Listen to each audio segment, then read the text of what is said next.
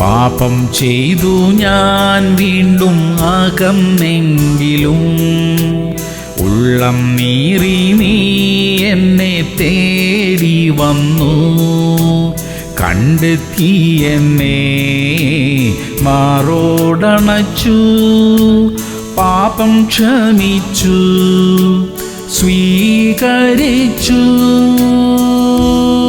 യോഹന്നാൻ 8:7. നിങ്ങളിൽ പാപമില്ലാത്തവൻ അവളെ ഒന്നാമത് കല്ലെറിയട്ടെ എന്ന് യേശു അവരോട് പറഞ്ഞു. പ്രിയമുള്ളവരെ, മറ്റൊരാളിനെ കുറ്റപ്പെടുത്താനോ വിധിക്കാനോ ഉള്ള അധികാരം നമുക്കില്ല. ഒരു വ്യക്തിക്ക് പാപബോധമുണ്ടാകുമ്പോൾ ദൈവത്തോട് ക്ഷമ ചോദിക്കാനും നിരപ്പ് പ്രാപിക്കാനുമുള്ള അവസരമുണ്ട്. അത് ദൈവവും ആ വ്യക്തിയും തമ്മിലുള്ള ബന്ധത്തിൽ അധിഷ്ഠിതമാണ്. നമുക്ക് അതിൽ കാര്യമില്ല. നമ്മെയും തെറ്റിദ്ധരിച്ച് എത്രയോ പേർ കുറ്റപ്പെടുത്തിയിട്ടുണ്ടാകും. നമുക്ക് ആരെയും കുറ്റപ്പെടുത്തണ്ട. നമ്മെയും ആരും അകാരണമായി കുറ്റപ്പെടുത്താതിരിക്കട്ടെ. പ്രാർത്ഥിക്കാം. സ്വർഗീയ പിതാവേ, ആരെയും കുറ്റം വിധിക്കാതിരിക്കാനുള്ള കൃപ ഞങ്ങൾക്ക് തരണമേ. വിശ്വാസത്തിലും വിശുദ്ധിയിലും ബലഹീനരായവരെ ശക്തീകരിക്കുവാൻ കൈതാങ്ങുവാനുമുള്ള കൃപ ഞങ്ങൾക്ക് തരണം അപ്പാ.